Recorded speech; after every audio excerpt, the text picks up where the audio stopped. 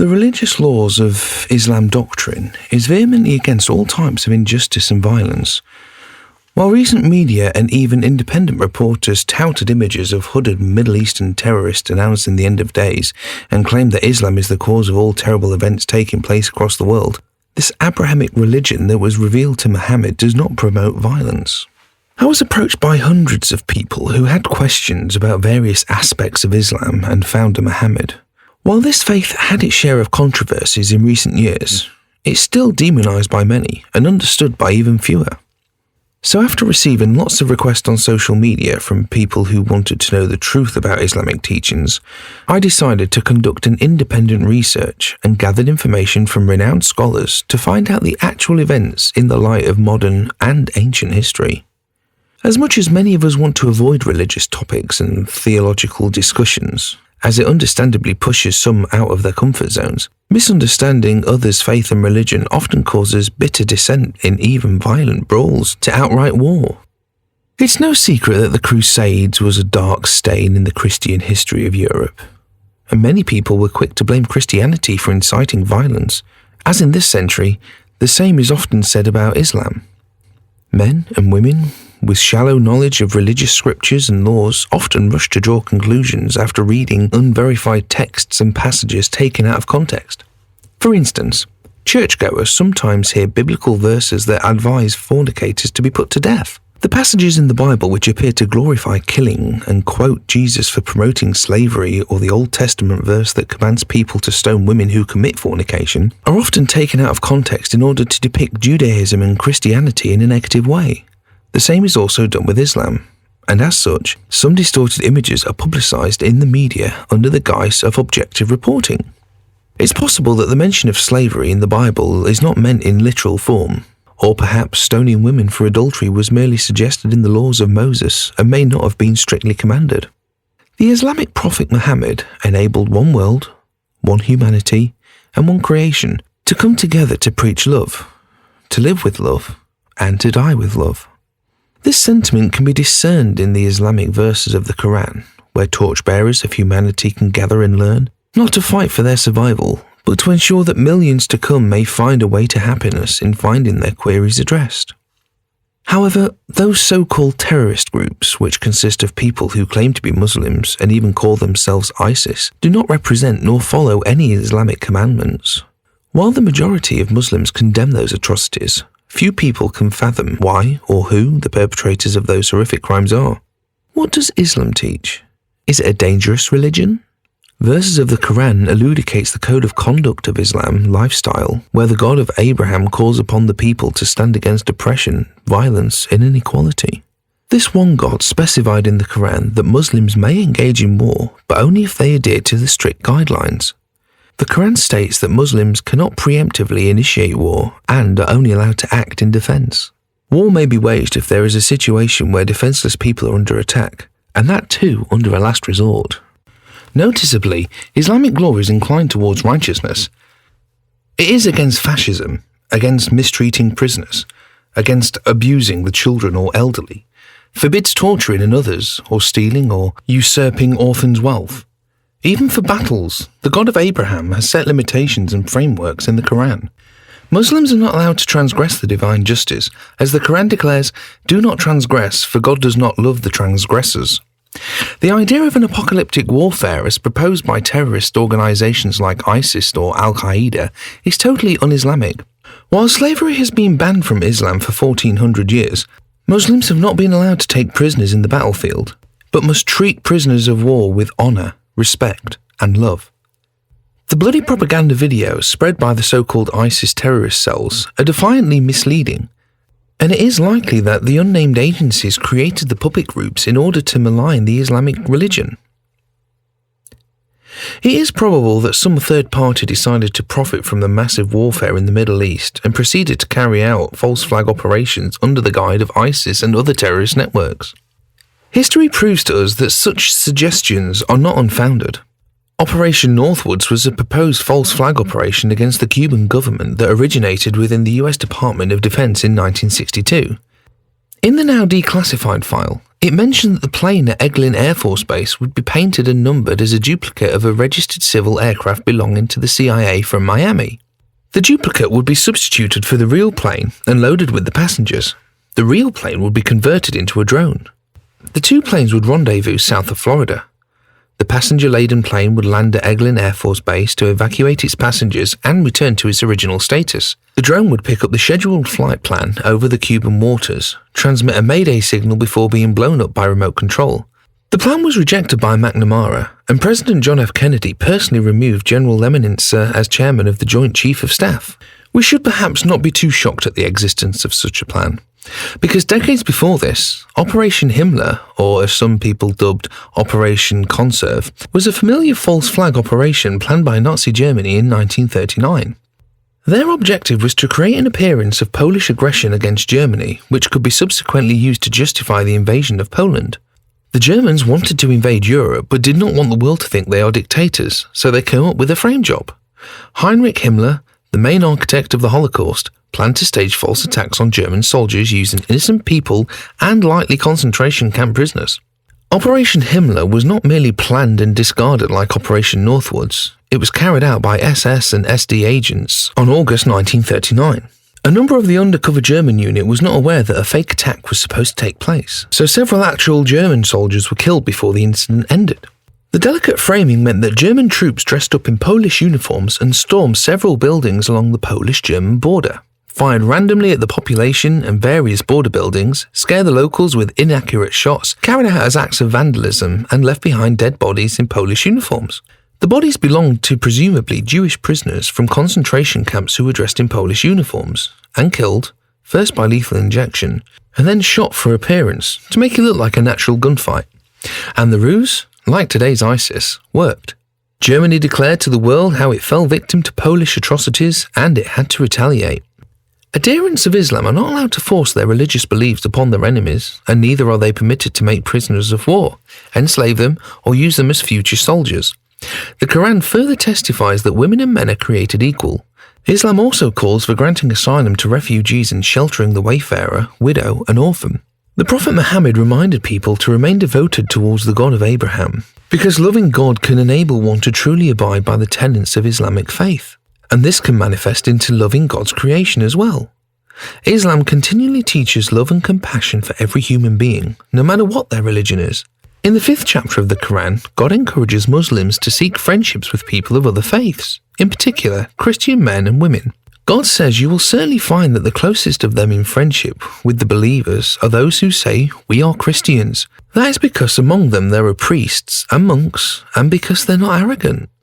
The Prophet Muhammad taught people in Arabia how much Islam, Judaism, and Christianity actually had in common.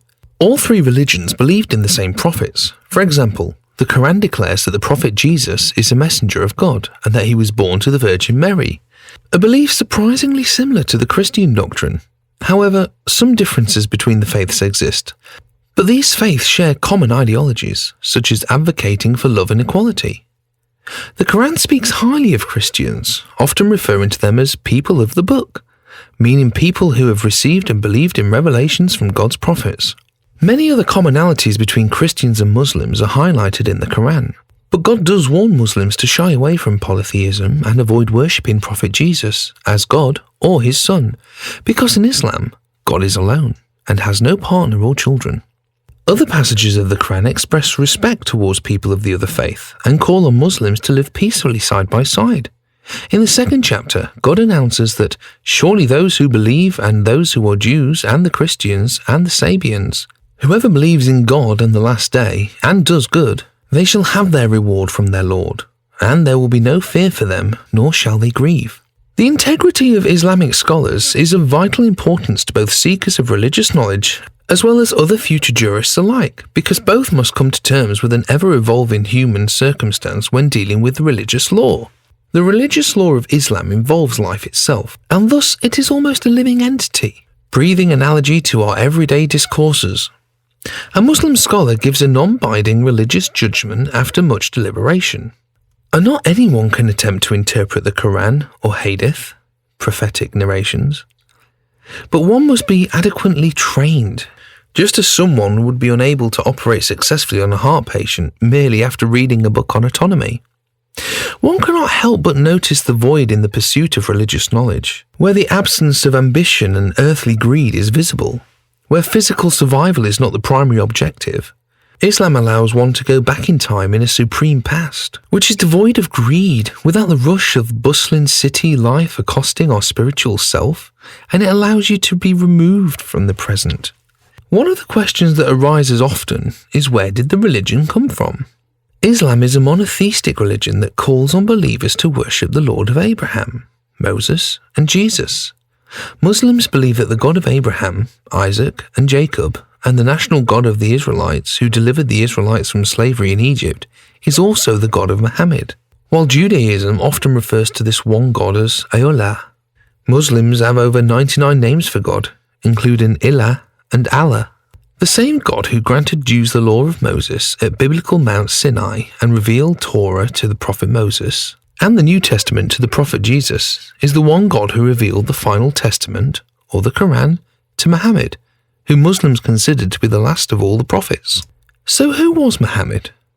The Islamic religion was founded by a man named Muhammad, who was a shepherd in his youth.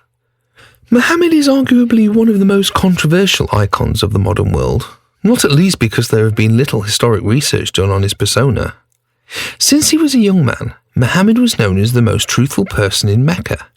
From before his prophethood, he believed in the God of Abraham and shunned idol worship. He never spoke a lie, even as a joke. Muhammad lived by a unique set of morals, and in his entire life, he did not kill one human being, even in war when he was attacked and tortured fiercely.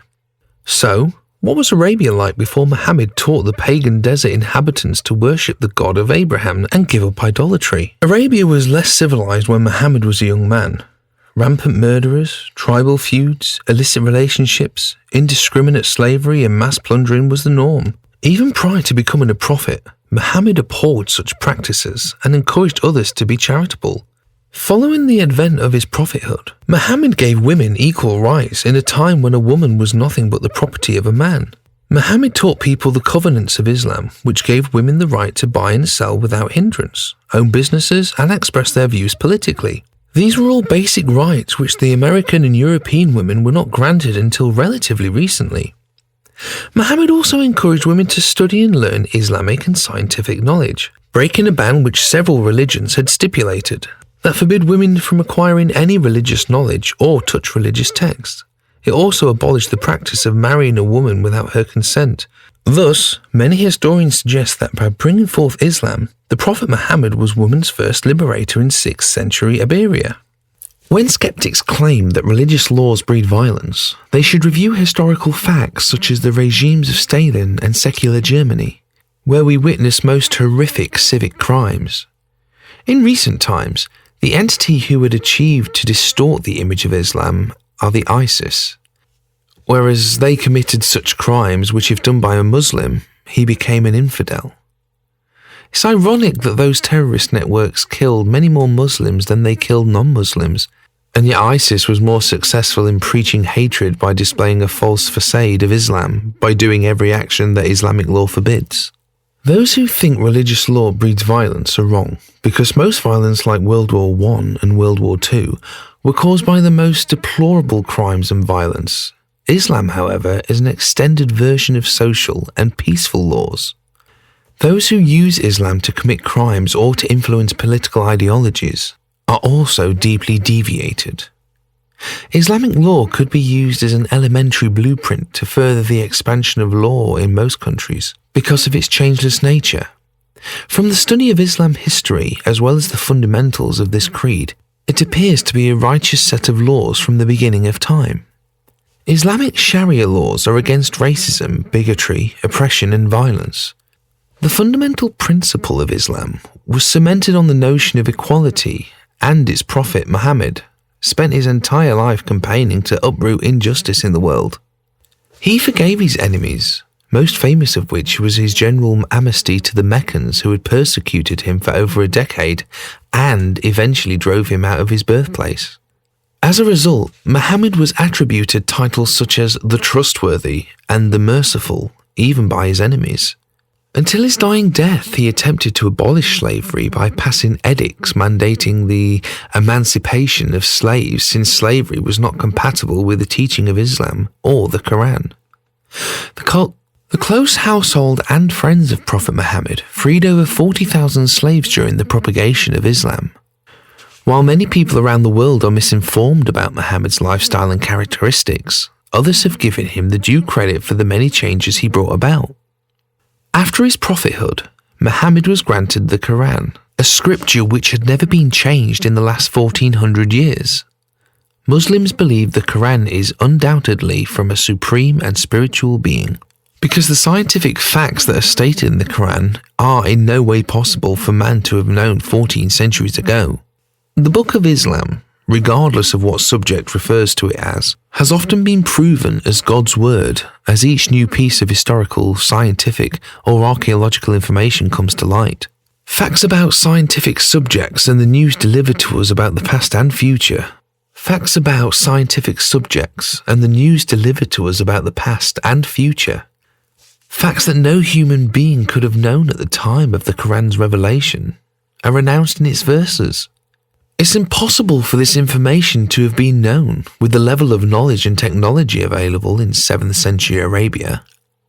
In addition to mentioning the atomic number every single element, the genetic code of many living organisms, the theory of entropy and steadily expanding universe, and how each individual's fingertips are absolutely unique, when we've only discovered this fact recently, using modern technology and modern scientific equipment, the Quran includes unique details about black holes, pulsars, the Rosette Nebula, subatomic particles, quantum physics, fossilization and iron content, the layers of Earth, the weight of clouds, the relativity of time, the force of gravity, the orbital movements, the sun's trajectory, the programming in genes, the sun's hydrogen and helium content, or many other facts scientists of our day are only just beginning to discover.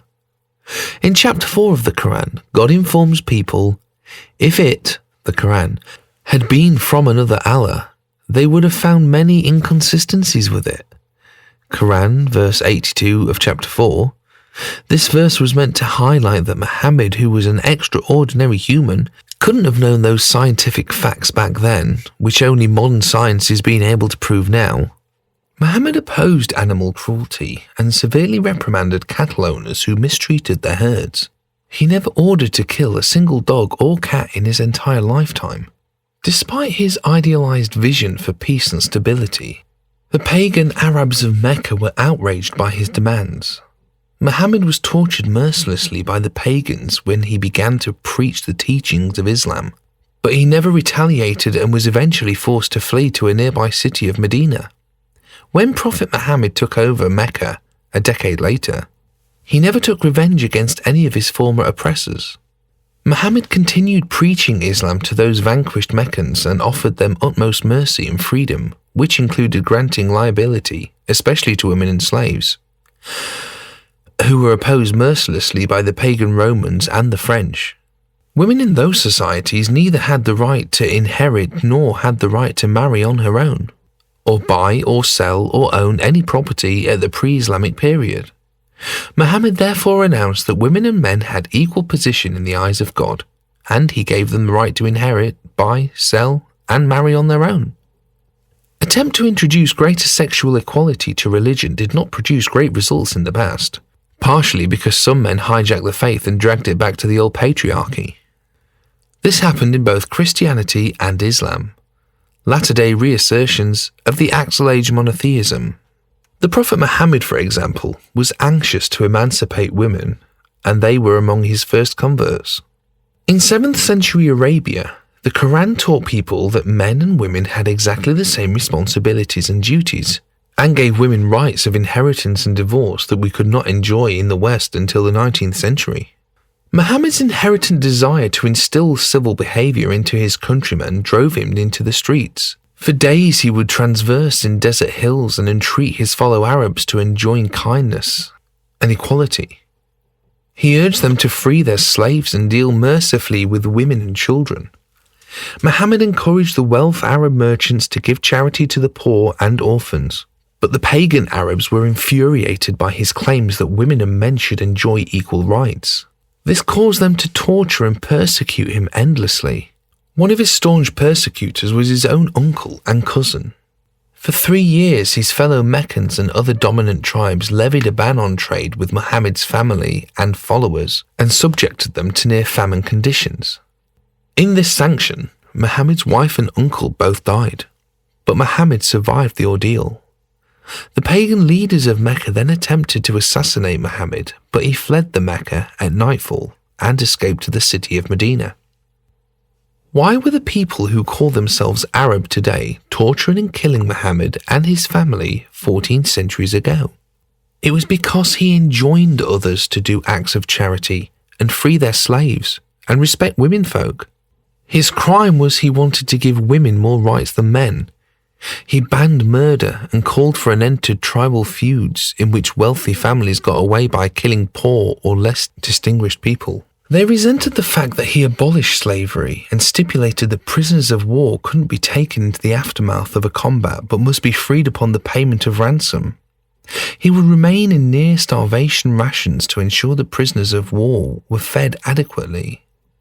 The endless persecution became unbearable for Muhammad and his followers, and only came after a Christian king in Africa offered him and the Muslims shelter in his country did the believers get some respite for a few days. Those Occidentals who think that Islamic laws are medieval systems which had become stringent are erroneously misguided. Islamic law is neither divine decree nor a man-made reflection of the revealed scriptures. Unlike secular laws, the application of Islamic religious laws does not digress from the mainstream society. The intricacies which evolved from man-made cellular laws are evident in history as well as the present day. Laws in Europe, America, and other societies have been added, amended, ratified, or voted in to appease the will of a minority wreaking havoc amongst some societies, such as the Jews in Germany who were brutally massacred in the Holocaust to the enslavement of African citizens by foreigners and Americans for hundreds of years.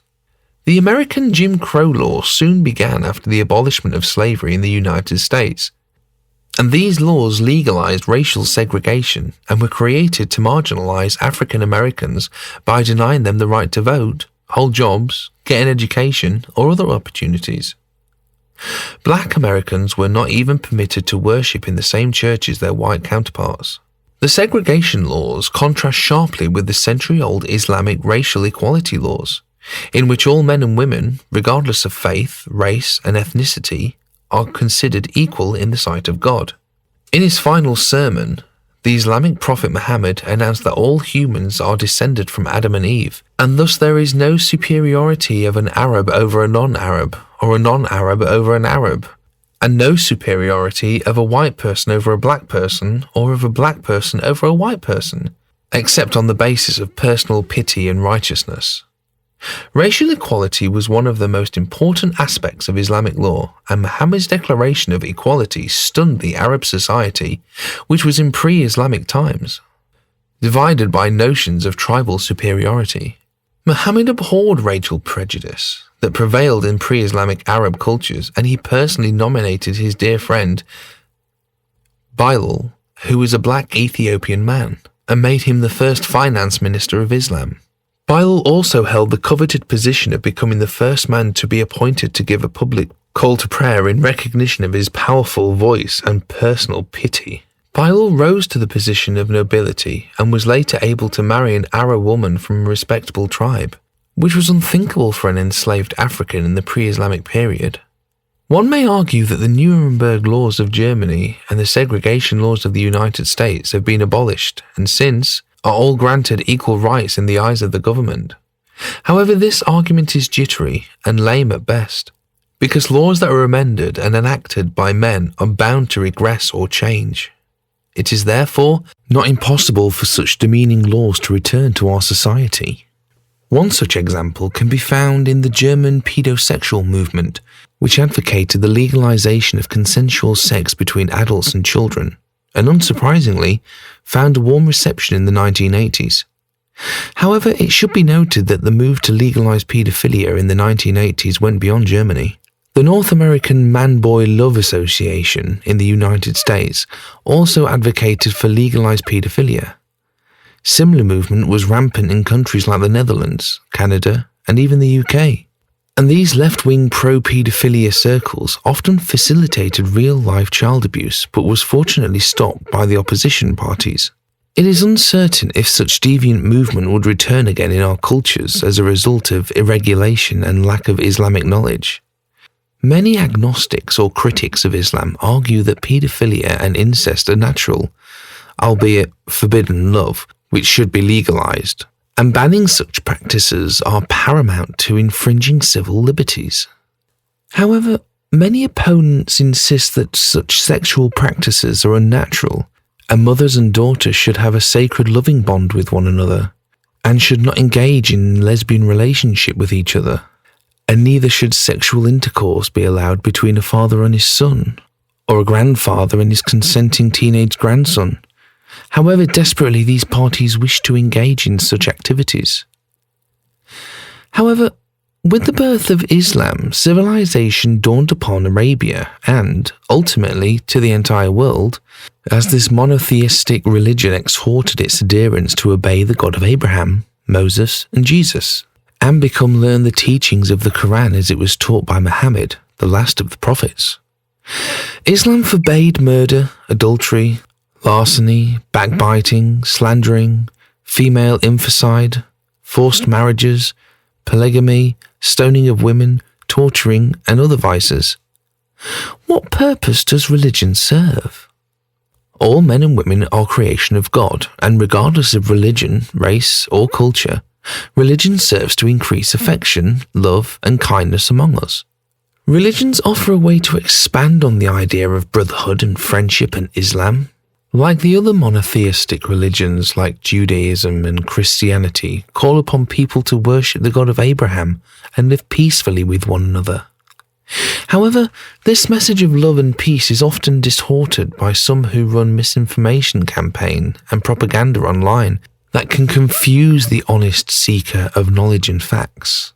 It is necessary sometimes to address the facts so that people of various backgrounds can judge for themselves what is the truth, rather than being misled into believing in some false propaganda and be coaxed into hate a certain religion, sect, or race. Despising others blindly can serve no purpose, except argument one's own unhappiness.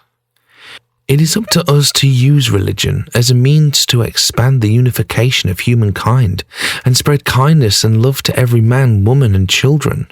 All of us are in the eyes of the one God who does not discriminate between any religion, race, or gender. I elected to make this video mostly to post historical facts accurately and to put an end to the misinformation that plagues the media. This persistent misinformation is dangerous because it turns one man against another, makes one race hate another, brews anger, and eventually leads nations across the world into harsh warfare. Islam is the most misinterpreted religion in the world, particularly because of historical inaccuracies that have been spreading for a long time. Arabs in pre-Islamic Arabia would often spread false information about Muhammad and his followers, and some of those stories inadvertently ended up becoming parts of religious booklets, and those false accounts were even adopted by some Muslim scholars who thought those to be authentic prophet narrations. Hence, in order to understand the Islamic religion, it is necessary to study only the Quran, as this has never been altered in any way. Unfortunately, since many of the followers of Islam also believe in false propaganda, I made this video after considerable discussions with archaeologists and historians, as well as Muslim scholars who pointed out to me the numerous inconsistencies in many theological books. I aim to discuss an aspect of Islam that has been grossly misunderstood, and that is slavery of fellow man. Recent media attention on the idea of sex slavery raised many questions about this subject. Is slavery legal in Islam? What did Muslim Prophet Muhammad have to say on the topic of slavery? For people concern themselves with approaching the religious text with an open mind or studying the Holy Book objectively, but content themselves with their own, often biased interpretation of the faith. In this brief video, we will attempt to go over a few of the most controversial and least understood topics in Islam. 1,450 years ago, when Islam came on the scene, it nullified and negated the concept of slavery. No ruler or progenitor was allowed to treat his subjects or offspring as his slaves. Every individual was bestowed with well-defined rights. The ruler and the ruled, the progenitor and the offspring had to live within the limits prescribed by religion. No one could transgress those limits. Islam was the first religion to name every man and woman equal in the sight of God. Everyone was born free. There was no slavery system in Islam until pagans started taking Muslims as slaves. Those Muslims who were not protected by powerful tribes were captured and sold to enemies who killed, tortured, and persecuted them mercilessly. Finally, God allowed Muslims to take captives only in wars, and that too under complex rules which included that prisoners of war must be treated gently and must be fed the same foods his captors ate, must be clothed in the same fabric and lodged in similar housing, and it drastically restricted war by allowing imprisonment only in a war that was being fought against by an unbelieving and unjust enemy. In no other way could anyone else be enslaved. At the same time, Islam raised the status of slavery to that of a free man and opened many ways for their emancipation. In Islam, no one was permitted to have sexual relations with their slaves. However, in countries throughout Europe, North America, and Australia, it was a commonplace occurrence, and also sanctioned by government laws to sexually assault their slaves, especially the women, which was practiced in a mass scale and completely legal until a few decades and century ago. The laws of Islam span a vast horizon where hospitality, kindness, assisting the wayfarer and sheltering the orphan and religious obligations. Islam came in Arabia at a time when Europe was in the Dark Ages, having entered the early medieval period, with present-day civilizations like Britain and France ruled sparingly by Anglo-Saxon and Brythonic kingdoms, who themselves were trying to recover from this economic and dogmatic depression. Women and minorities faced harsh laws on a daily basis at this time and could enjoy little rights. The division of social privileges remained rooted until much later. The British author and commentator Karen Armstrong occluded the plight of women in the Middle Ages in her book, Muhammad, a biography of the Prophet. She writes that Muslims were horrified to see the way Western Christians treated their women in the Crusader states, and Christian scholars denounced Islam for giving too much power to menials like slaves and women. Athenian laws also restricted women's monetary freedom by barring them from engaging in legal contracts or appearing in law courts. Slaves and foreign citizens had little rights under Roman law, and even free women did not have the right to vote. During the Renaissance, the rights of women did not improve, and incidentally, it was the time that the two wives of Henry VIII, Anne Boleyn and Catherine Howard, were beheaded for adultery and improper conduct, respectively. Until 1900, a woman's property would belong to her husband upon marriage. As for inheritance, a daughter could inherit no real property in the presence of her male heir, who would inherit the father's property in its entirety. From the actions of the past few centuries, we have seen how laws were blended with autocratic regimes and were used to justify atrocities. What was legal then may not have been necessarily right. Slavery was once legal in America, as was segregation, despite a functional democratic government wielding authority, not to mention in the World War II era of Europe when Holocaust was legal in Germany and the democratically elected government in Nazi Germany passed the Nuremberg laws for the protection of German blood and German honor in September of 1935. That embodied Nazi ideology and provided the legal framework for the systematic persecution of Jews in Germany and enabled the murders of millions of civilian women and children. Islam is the most misinterpreted and misjudged faith in this century. A thing so intense and compact should not be obliterated from recent civilizations because it could deprive our societies from gaining valuable insight. It is particularly imperative that people should know Islam as to what it really is and learn it from those who are actively involved in attaining and articulating it, such as qualified Islamic scholars and jurists, so that they are not deprived completely of the great virtues and enlightenment of Islamic law and not be blinded by the ignorance and bias. Islamic laws are a way to ensure our protection, because although Holocaust and slavery are now illegal, in the course of time one cannot be certain if it's going to stay that way. One example of such a case of modern law's regression is found in the recent French mission against Muslim women who choose to wear long-sleeve shirts to beaches. Up to now, numerous women have been charged with hefty fines for covering their bodies, while the less fortunate ones were forcibly undressed at gunpoint as French police zealously attempted to maintain order by enforcing recently passed French laws which banned women from wearing coverings in beaches. As a result of such a vulnerable legal structure within the network of Western civilizations, Muslim jurists encompass independent philosophies within their mind, which included consulting scriptures of the prophets Abraham, Moses, and Jesus, as they seek to express the lasting affirmation to the Islamic holy book, and they interpret the Quran in order to solve issues that arise in our modern world.